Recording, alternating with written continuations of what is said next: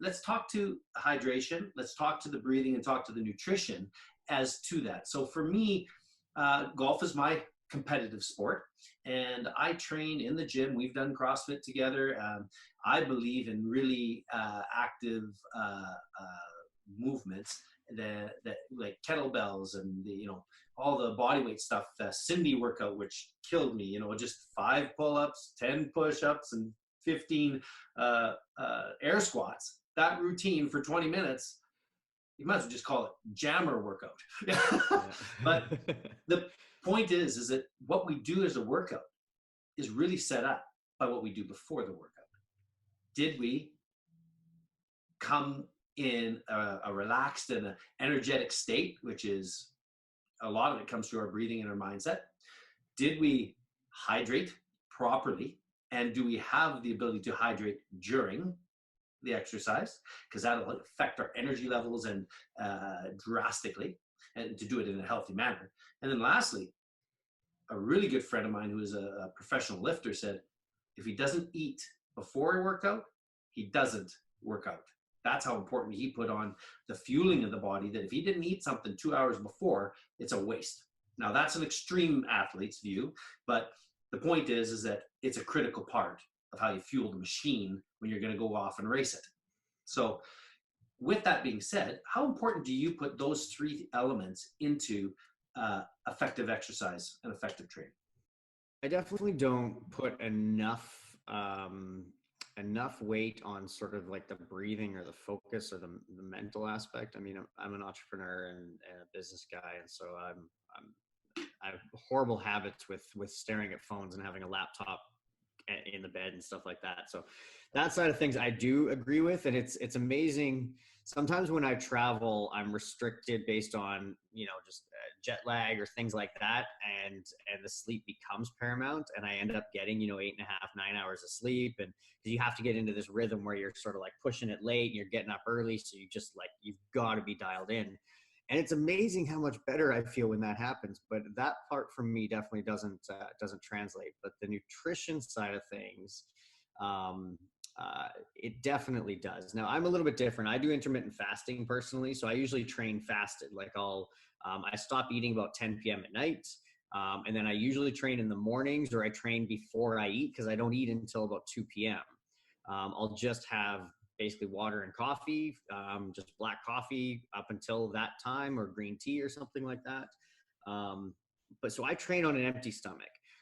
I think everyone has their own sort of ideas of it. I used to have to eat 2 hours before I worked out as well. Otherwise I felt like that. And the intermittent fasting just ended up working for my lifestyle. And so I ended up getting used to it.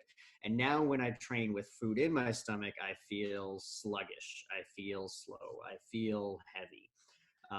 And I don't at all feel hungry or feel like I need fuel or something like that, because as long as you're fueling yourself well the day before, you have everything that you need for the following day. So you're okay. But when you deplete that and you don't have your fuel reserves in place, then it doesn't work. But regardless of whether you're a sort of 2 hour before you eat or whatever the situation is, your nutrition has to be dialed in, and you will see that. And even to the point at our gym right now, because we're on lockdown with COVID and coronavirus and stuff like that, we're really switching gears in our gym and trying to figure out how to deliver, like as personal coaches, how would we deliver a personal coaching experience to these people in the absence of physically coming into group class and physically yelling at them and seeing the cues and doing the things.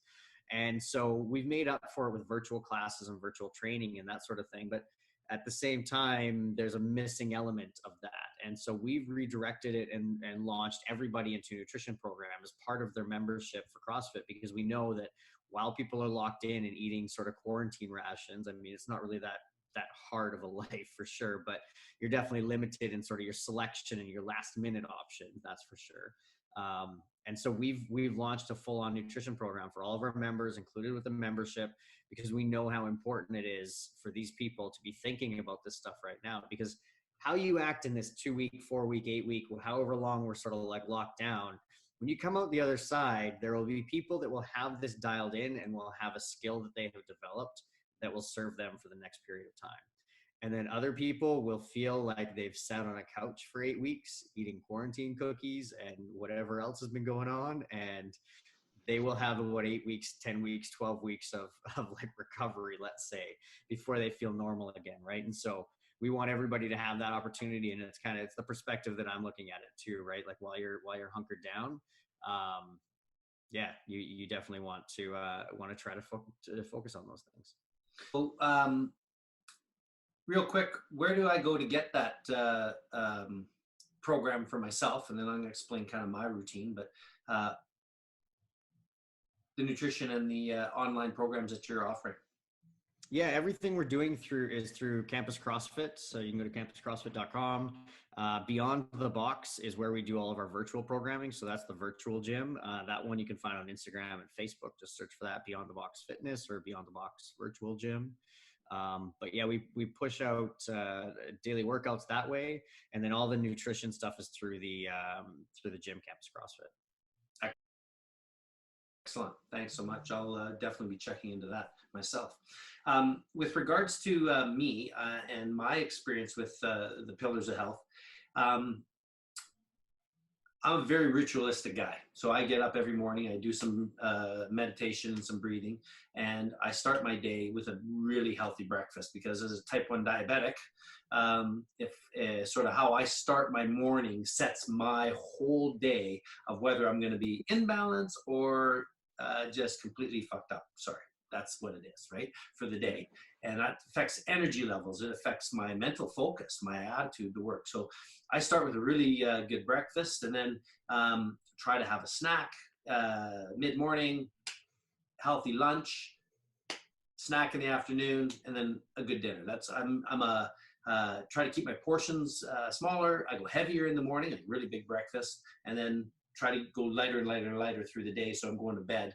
And I don't always do that. I cheat, and I have night snacks I shouldn't have maybe had like everybody else. But what I can tell you is that the 2 hours before has a massive impact for me when I'm training, because I like to train intensely, and if I don't, because I get what's called a delayed onset with type 1 diabetes. So as I'm working out, my sugars actually go up. Right? So my liver kicks in, throws a few extra bits of sugar, and because it's under stress, so I'm doing this with CrossFit and with the types of circuit training I do. It's high intensities, the IHIT style training. So my sugars go up, level off, and then 2 hours later, bam, they crash. So that fuel that I ate before is digested and then hitting my bloodstream and helps mitigate that for me. Plus, I also have like a protein shake within 30 minutes or another meal or something after to help it, because as a diabetic, I got to be really managed. So that's how I use those. Hydration, I personally, and I'm drinking probably, 6 of these a day, just because 2 in the workout minimum. I have a full one of them with pre-workout, and then I have one with my BCAAs during the workout, and then another after. So I get to 3 just surrounding the workout. And then I try to match the coffee intake, because I'm a coffeeaholic, with at least 1 or half of those with every coffee, because it does make a difference. And I find my energy is quite affected by it. So now the training that we're talking about, now that we're at home, I'm very interested in watching the CrossFit stuff that you just mentioned, because of variety. I'm fortunate enough that I have an item called an X3 bar. You can Google that at x3bar.com. A phenomenal apparatus. It's actually a bar with special patented hooks that hook onto these rectangle bands, and they go from light to extreme. I can't even budge the 4th band. It's like a 250-pound squat, right? So, but the point is that I'm able to literally do everything I do at the gym. I can do bent over rows, deadlifts, squats, curls, extension, everything I can do with it. And so I've been very blessed with that. But I've also been big on the body weight, which is what you've talked about. And I still haven't found a workout that gives me as good a pump or as good a workout as just using Keith's 210 pounds of hell to do push-ups, do dips, do pull-ups, and there is nothing better for it, and especially for my golf, because it creates full range motion, it creates flexibility as well as strength. Versus when you short circuit and you're just doing heavy weights, everything starts to shorten, tighten, and it becomes less functional. Even though you might look strong, you're more prone to injury, is what I found. So that leads to another question. Would you give any recommendations? You sort of alluded to it on exercise from home. And maybe there's some things that you have in your, you mentioned the antifreeze bottle or this, but maybe just a couple thoughts on a really simple thing that all of us could do from home with your experience, and that would really benefit people to know, hey, you're watching a TV program for the fourth time in the day on Netflix or whatever it is. What is it that you could do to benefit yourself? Yeah, I am a huge fan of mobility work. So there's a great program called ROMWOD, ROMWOD. It stands for range of motion workout of the day. And they put out a daily thing, and it's pretty intense actually. I think they have like anywhere from like 10, 12 minute sort of stretch routines all the way up to like maybe even 60-minute ones, but there's some intense ones. But they walk you through some of the basics, like warrior poses and pigeon poses and downward dogs and child pose and things like that. And, like Tom Brady's a great example of this. His TB12 method is largely based around, mobility and stretching and like elasticity of his body, essentially, is what it is. And there's no way to prove it, but a lot of people, and he claims it as well, that's the reason that he's able to be resilient in a game like an NFL, is because he has so much elasticity to his body. And CrossFit athletes, the ones that perform at the top level, they all speak very, very highly of this stuff. And so as a very basic thing, if you have the time, find some stretches, pigeon pose, child pose, something to open up the hip flexors. There's a lot of things. ROMWOD is there. We actually, Beyond the Box, one of the my virtual gym, we post a stretch workout every single day as well. It's about 4 1-minute stretches, but it's supposed to complement the workout that's happening that day. But whenever you can do it, like the human body is not meant to sit, right? That contraction of your femurs to your torso, that angle is not natural, right? We are meant to be upright or laying flat, right? So these years of sitting in chairs do a lot of bad things to your hip flexors and some of your like abductors and like even your groin muscles and those type of areas. And so anything that you can do to open yourself up, right? Get rid of that hunch from looking over at that phone and get rid of those tight hips from sitting in that chair is wonderful. And it'll translate into everything in how you walk and how you go upstairs and those type of things. And that lends yourself directly into just body weight stuff. If you have nothing to do and you actually want to try to get some intensity, like, look, 5 push-ups, 10 sit-ups, 15 air squats. Do that for as many times as you possibly can. And like, you won't be able to walk and your arms won't be able to move, and your stomach will feel sore, and you might have to vary it depending on how you want to do it. But like, you can do a lot of damage with that at volume. And then the way that you start varying it, if you're at home and you're like, okay, air squats, whatever, I need to build bulk, grab a child, grab a dog, grab a backpack and throw some beer bottles or some water bottles or something like that in it, and just carry this thing, right? Like, if you think about a lot of the fancy training stuff that comes out, they have these weird sandbags and stuff like that. And what is it? It's just an awkward, heavy object that you need to move from ground to shoulders or from ground to overhead or whatever it happens to be. Take a backpack, load it up with some stuff, and do that. That's where I would focus, is just like body weight stuff, mobility in the living room, and capitalize on that time while you're watching Netflix. Yeah, well said. I'm pretty impressed with your knowledge, your experience that you've developed up over the years, and especially the programs and the giving attitude that you have, especially in this time, to try and really help people in all areas of their nutrition and fitness and practicality in that. So well done, brother, on that end. With regards to the overall exercise, we talk about frequency. So for me, my goal is to be an elite athlete, be an elite golfer, and compete at the national level as an amateur. So I train every day, whether it be in the gym, doing something anaerobic and aerobic, or just doing my swing training, whether it be playing golf, whether it be active in that aspect. But the truth is, you don't have to be doing something for a specific purpose or reason other than health. It can be just simply a walk every day. It could be something. So what would you recommend for those at the beginning of the journey, which you've just sort of mentioned, but I'm talking more about we're just starting. And it's easy for us who've been doing it for years to say, oh, you just do it. But it's not sometimes that easy, just do it. We get up and we go, holy crow, those 10 push-ups, I couldn't get 10 push-ups up. Can you just kind of explain that expectations of improvement, and then what your experience is with people at the beginning, and how they should gate that and know that it's okay. Every one of us has been there, and it's just part of our individual journey. And if we've got previous recurring injuries or things like that, we need to be safe. You need to modify and do it. And I do it all the time. Knee push-ups as an example. Can't do any more normal push-ups. I finish off with knee push-ups just so I can get an extra 5. But can you just sort of talk about that from a training aspect of what is a sort of a natural progression? I guess if you're going, let's say if you're going from 0 to 1, different people are motivated by different things. So let's talk about the people that maybe make the excuses for there's not enough time or something like that. They have the motivation and they have the equipment and everything like that, but they just can't fit it into their day. They need to pay themselves first, essentially, right? Pay their fitness dues, their fees in terms of their time to themselves first.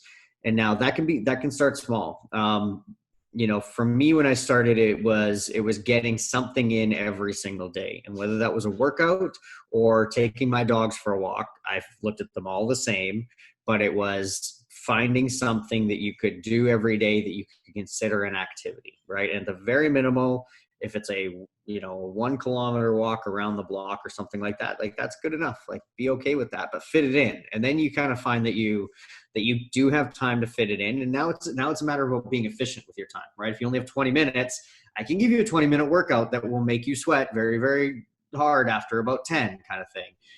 So that is totally an option. So those people that have the time excuses, I think you just got to build that habit in and sort of like slowly expand that space where they're allowed to have the fitness. Other people need to have motivation, and they need to have like this goal, this conquer, like they need to feel like they're achieving something. Things like 100 burpees a day for 30 days, or, doing 5 sets of 20 push-ups, and then tomorrow it's 5 sets of 25 push-ups, and then tomorrow it's 5 sets of 30 push-ups, right? Like it's any of these gradual progressions. And typically if you pick an area that will have the most visible influence, like typically arms and shoulders and upper body and stuff like that, because there's not so much like fat density and stuff, you'll start to notice definition here quicker. So putting anybody on a push-up challenge where they instantly start to see their shoulders and their arms get a little bit more jacked, they're like, all right, now here we're going, right? But it's the same mentality, like whatever body part you want to work on or whatever area is important to the person, 5 a day, 10 a day, 15 a day, spread it out into like a 30-day challenge. And then they get over top of that first one. That's why a lot of these like 30-day challenges and 60-day challenges and 6-week boot camps and stuff are so effective, because people just get into it. It's a small commitment. They're like, I'm not going to the gym. I'm just doing a 6-week challenge. Like I'm not doing that. But then at the end of the 6 weeks, they're like, I feel great. How do I do more? And then they overcome that hurdle, right? So I think there's 2 ways, either kind of like get people into the habit and just fit something in and start gradually, or give people a challenge and give them some sort of outcome that they can feel like they conquered something and give them that hunger to try to have more. And I think just like we're doing right now, we're on Zoom. I just was talking to my brother last night, and my little niece was doing a dance class on Zoom. They decided to put it together. The instructor said, you know what, we just got to get back into a routine. We're going to use Zoom. It's free for the next month. And let's just get busy, get active. There's nothing that stops us from doing it together still. And whatever that is for it. And I think the key point I'm saying is social. For me, whether it be my golf or my gym or et cetera, they're people that you build a community within that. They know you, they see you at the same time, you're part of your rituals, et cetera. So I would encourage us all to just take this time to reach out. It might just be to some family members, could be to your kid, and just say, hey, let's do a workout like you said, and we're going to do a 20-minute workout, and we're just going to do 10 push-ups, 10 sit-ups, 15 air squats for 20 minutes, and encourage each other and laugh at ourselves as we do it. So, but at the same time, it's about just starting it and doing it. And just that would be my encouragement. I know as you've encouraged people today that we just take a step forward one at a time and get the result. I really loved your point on make it a challenge. So let's do a COVID-19 challenge. Encourage you, I'd encourage every one of you that are watching this to do something for 10 to 20 minutes every day till this is over.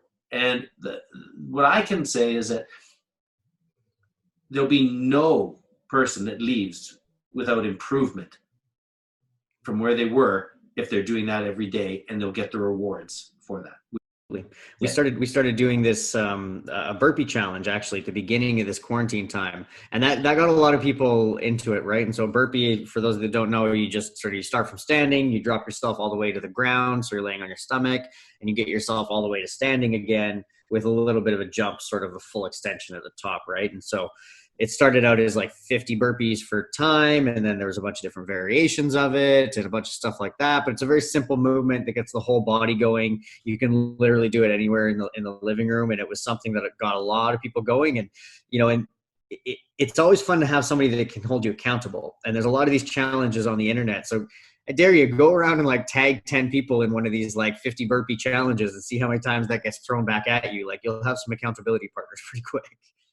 I really like that. So now on top of the challenge to everybody watching that to participate in some form of fitness challenge, I would challenge you to make sure that you at least have 6 glasses of water every day, right? And make sure that you take at least a glass before your workout, a glass during your workout, and a glass after your workout, and you'll find it really, really easy. And that's the other benefit of fitness, is it helps you because your body really wants the water, and it helps flush and get all the bad toxins and that out.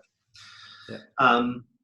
And then I just encourage people as well to really make a difference, and maybe it's sharing of everyone's routine of eating or something. I don't know what to do or say, but what I know is that if we're sedentary and we're fueling the body without doing any activity, it will grow.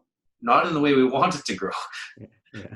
As you sort of alluded to. So that would be my third kind of encouragement, is just to include those 3 things with the exercise, right? The hydration and the nutrition and proportion. Do you have any kind of closing comments on pillars of health, and